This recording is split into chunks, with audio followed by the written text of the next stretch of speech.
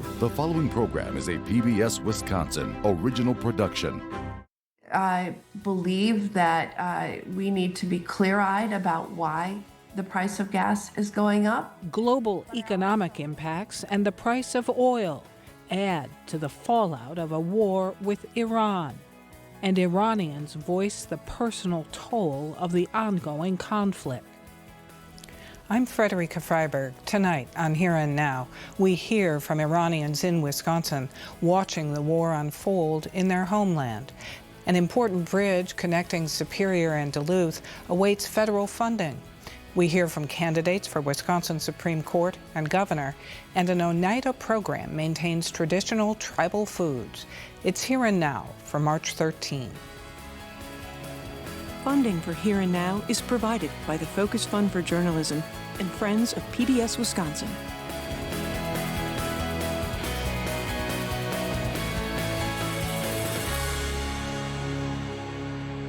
Watching and living the war from afar.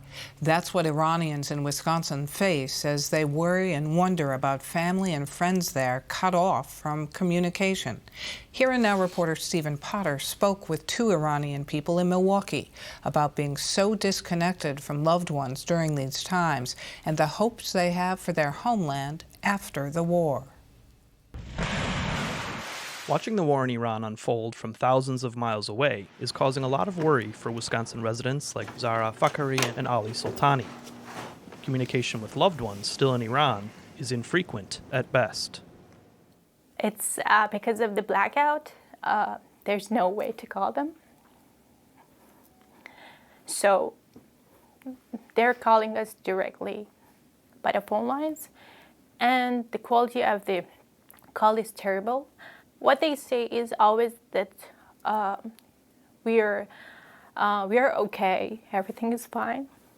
Have you been in contact with friends and family that you have in Iran? Yes.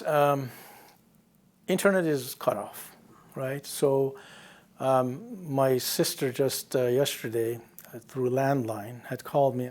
They all have moved to smaller cities. So they're not in Tehran anymore. Even in the small cities, a couple places where these are the garrisons and the security forces, places that have been hit. She knew about those. But Tehran is really, a lot of people hear a lot of loud noises, the bombing, and scares some people, of course. Fakhari and Soltani have different feelings about the United States and Israel beginning the war in Iran and removing the country's supreme leader from power. It was the last option for us. At first, we were so happy because of the intervention that we were waiting for. After that, we got really happy and thrilled because of the death of the Khamenei. But we all knew that it's not just one person, it's systematic. We cannot say that and topple that government down just by killing one person.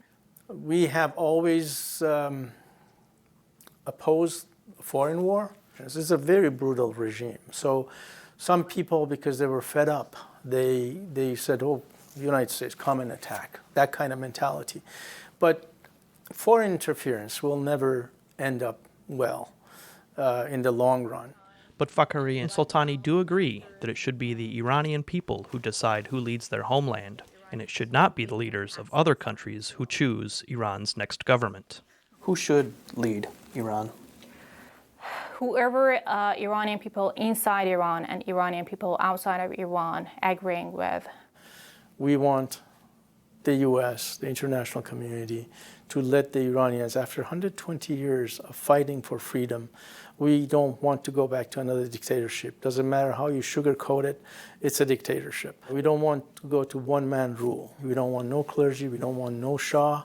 We want a non-nuclear, secular, democratic republic based on rule of law, that if you don't like somebody, you can vote them out, right? Just like US, just like France, just like many democratic countries. What resolution are you hoping for in the end? Getting rid of Islamic regime, Iranian people doing their job to make the country free, and having a secular government and better place, and showing the world what is real Iran and what is real Iranian people, and how it could be a better world with peaceful country in the Middle East. That's what we are looking for. We want U.S. and every other country to recognize our right to choose our own form of government. That is what's dear to us, and that's what actually in the long run is for the benefit of Iran and the international community. Reporting from Milwaukee, I'm Stephen Potter for Here and Now. An iconic connector between Superior, Wisconsin and Duluth, Minnesota is set to close early next year.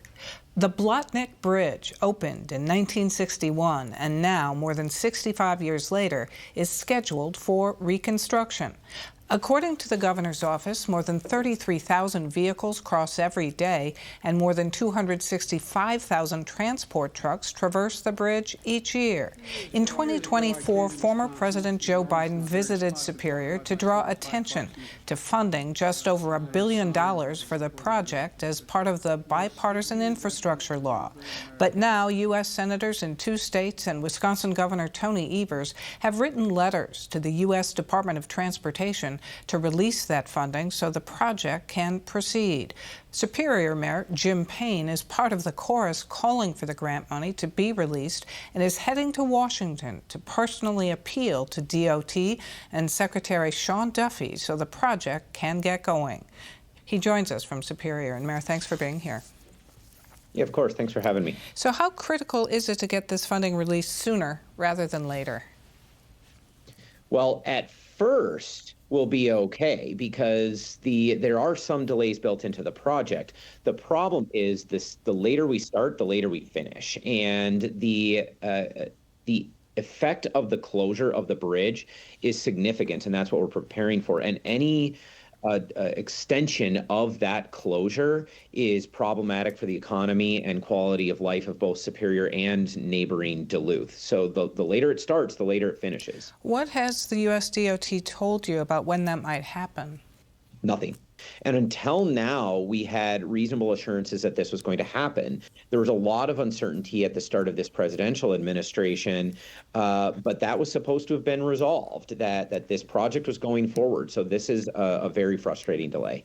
And Transportation Secretary Sean Duffy, of course, knows the region, having represented it, and knows the importance of this bridge.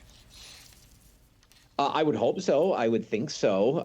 This is a vital connector, not just for the cities of Superior and Duluth or the states of Wisconsin and Minnesota.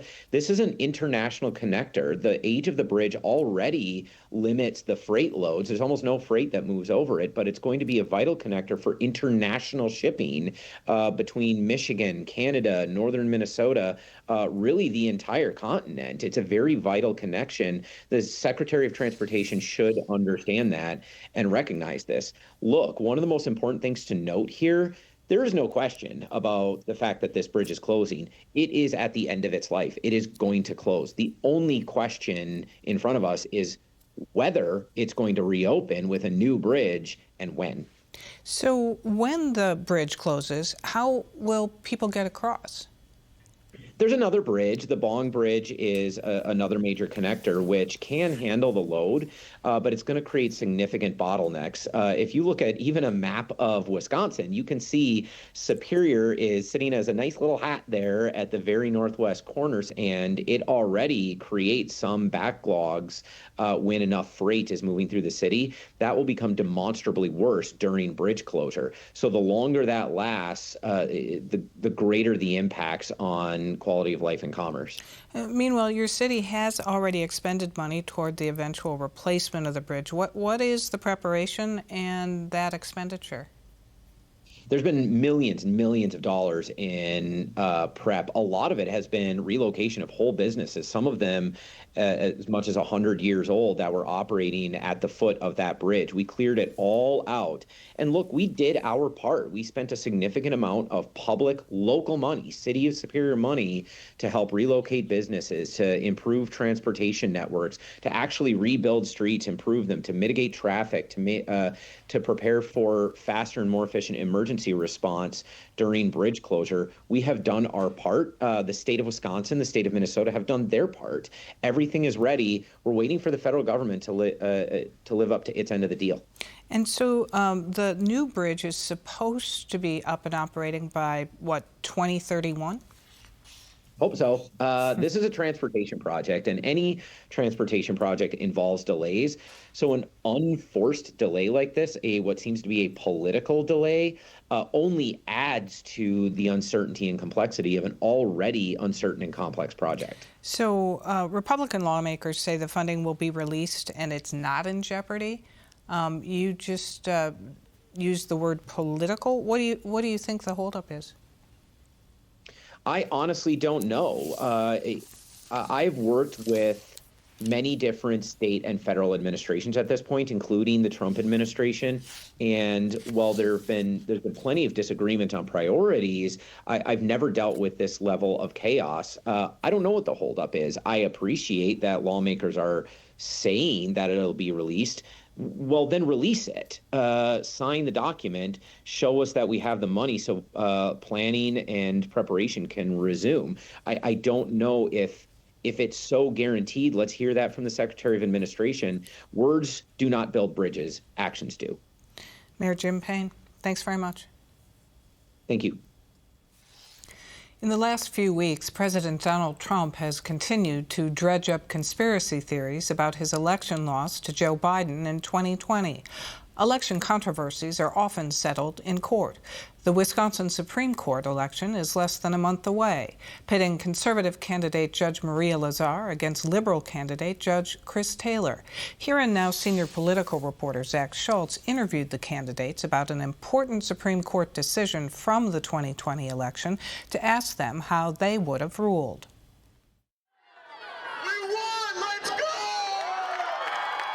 In the days after Joe Biden won Wisconsin and the race for president in 2020, Donald Trump and his supporters immediately began spreading election conspiracies. Among his efforts to overturn the election, Trump's campaign sued in Wisconsin, attempting to throw out 220,000 ballots in Dane and Milwaukee counties, the two largest Democratic areas of the state. The case reached the Wisconsin Supreme Court as Trump v. Biden, and with conservatives in control of the court, it was Justice Brian Hagedorn who sided with the three liberal justices to deny Trump's request and refused to take the case, saying the campaign did not have standing to sue. The three other conservatives did not say whether they would have sided with Trump and thrown out the ballots, but they would have taken the case. We asked the candidates in this election how they would have ruled if they'd been on the court. I would have rejected that effort. Again, that stands in contrast with my opponent. My opponent has been supported in the past in her Court of Appeals race by the same individuals that led the charge in trying to overturn our 2020 election. I think that was the right decision. That was, again, only a one vote decision, which is alarming because if that case had been successful, hundreds of thousands of votes in the state of Wisconsin would have been thrown out, and that's alarming to me. Judge Lazar, like the conservatives who dissented in that case, focused on whether Trump had standing to file suit. This is sort of an area that's really deeply in flux with our state Supreme Court. They have issued several opinions that have gone around the edges of it, and so I'm not going to comment any further on where they would go because I honestly believe that standing is going to come back up in our next term. So when I'm on this court, I don't want to have someone say, you said in an interview, so now you can't rule on this case. As far as whether someone's going to say, well, you didn't answer the question, Trump v. Biden, would you have overturned all those votes? Can you give me a reaction to that? I have answered the question, but with respect to overturning votes, I strongly believe that every vote should be counted. So every legal valid vote should be counted. So I wouldn't comment, and I don't actually know the parameters of how they were going to try to disenfranchise or not disenfranchise voters. So I really don't have any further thing that I can say about that case. Reporting from Madison, I'm Zach Schultz for Here and Now. On the current Supreme Court, former Chief Justice Annette Ziegler announced this week she will not seek re-election, opening another seat on the High Court for the spring election of 2027. Last week, we reported on exploratory mining happening again in northern Wisconsin. The company Greenlight Metals is looking for gold and copper and other minerals in Taylor County after the repeal in 2017 of Wisconsin's old mining law.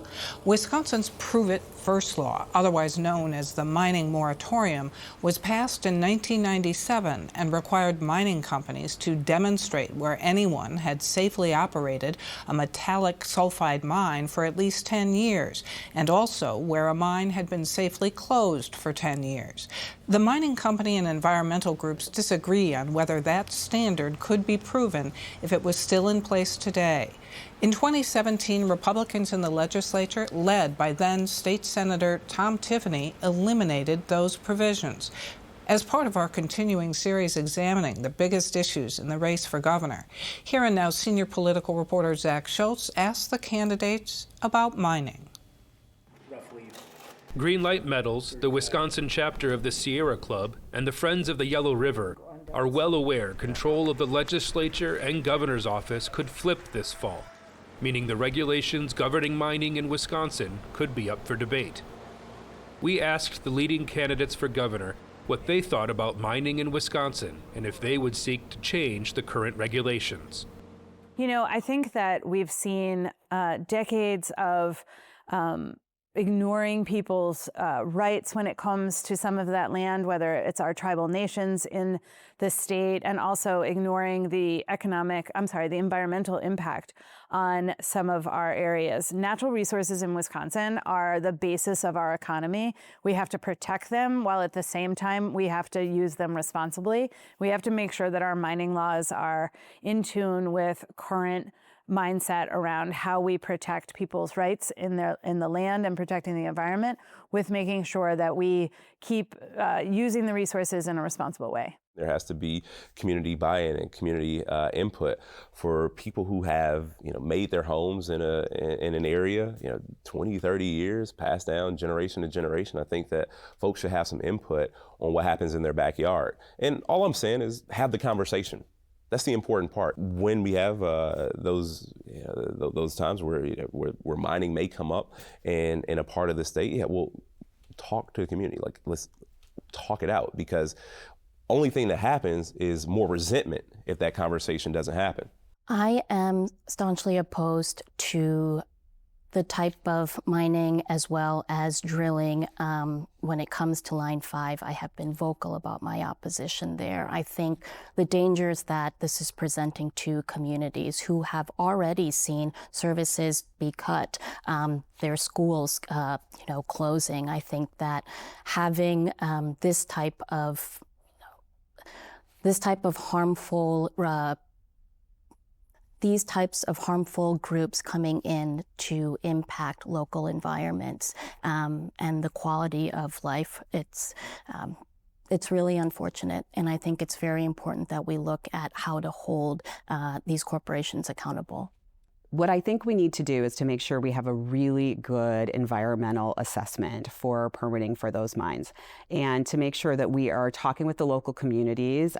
If tribal nations are involved, we are having those open conversations with them, and making sure that we're not having the environmental impact that would be negative for Wisconsin.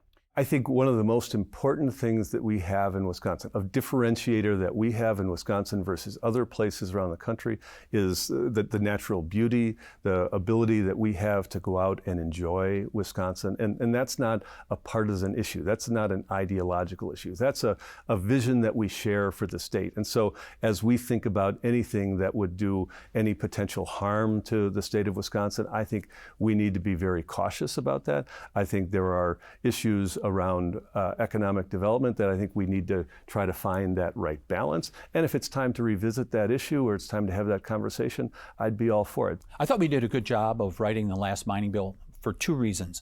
One is we made sure that we had the toughest mining law in the United States, so that we are going to protect the environment. We also provided for local control. I think it's really important for locals to be able to have input in regards to these projects.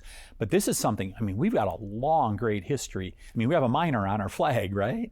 And we have a long, proud history of mining here in Wisconsin.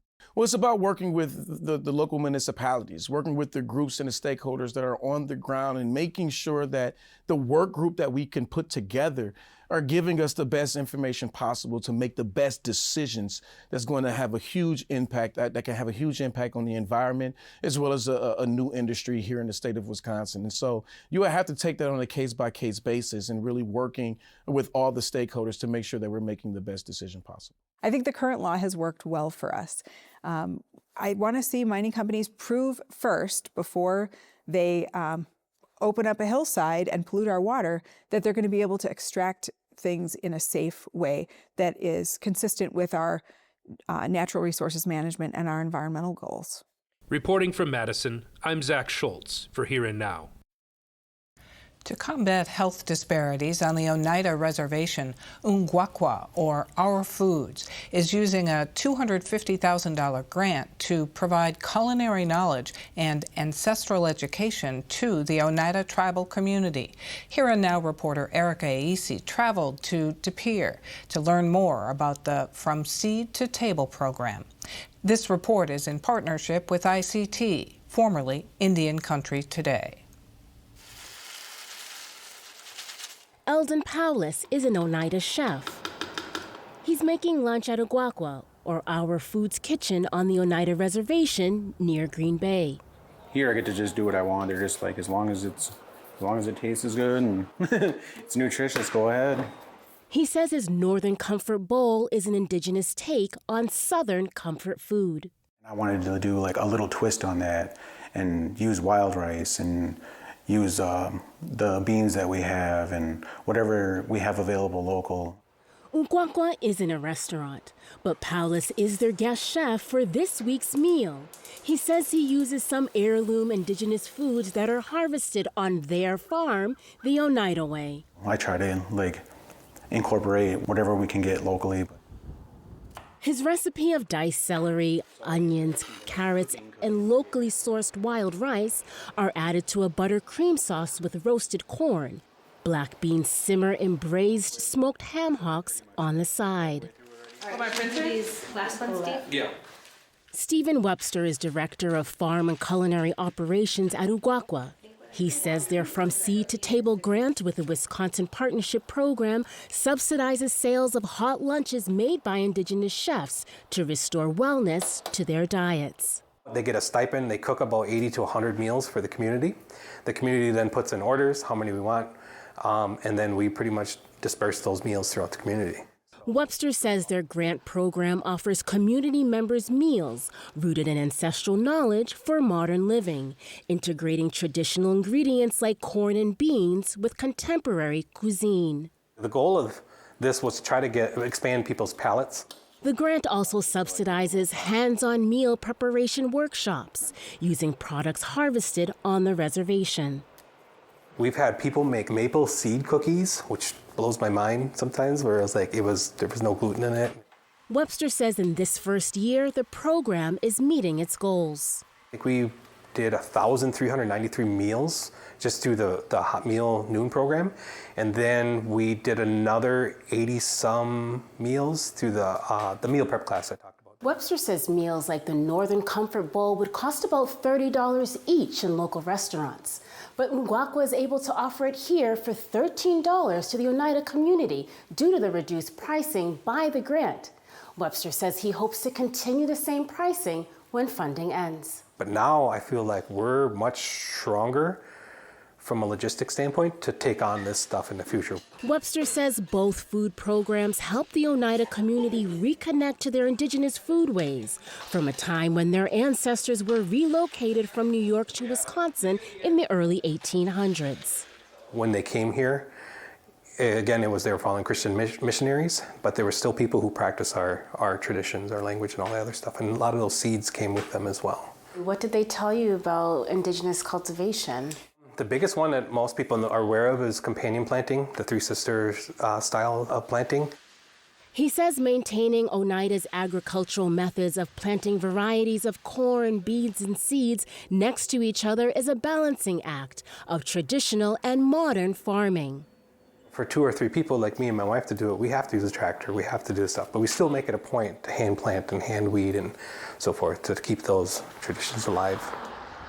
Twice a month, the Iguacua team delivers their culturally relevant meals to 7 different drop-off sites along the Oneida Tribal Department's route.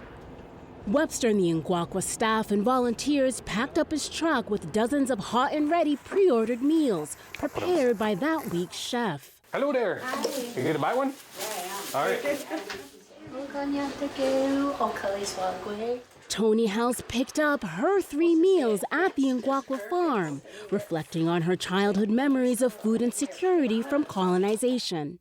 I remember what it was like to be hungry as a child. You know, and I remember thinking, how come people didn't hand me good foods? She says the program will help younger children have an appetite and desire for healthy indigenous meals. Nutrition, right here, impacts 3 generations automatically. Scientifically, we know that now. Back in the Iguacua kitchen, Paula says traditional indigenous ingredients can be cooked with love and risk while exploring new recipes. You don't have to be super traditional and make it a certain way. You can incorporate it however you would like. Webster says From Seed to Table incorporates the past. Make sure that we kind of like go back as much as we can for a healthier diet in the future. To what maybe our ancestors were eating to help combat some of that and address some of that. In De Pere, I'm Erica Yacey for Here and Now and ICT. For more on this and other issues facing Wisconsin, visit our website at pbswisconsin.org and then click on the News tab. That's our program for tonight. I'm Frederica Freiberg. Have a good weekend.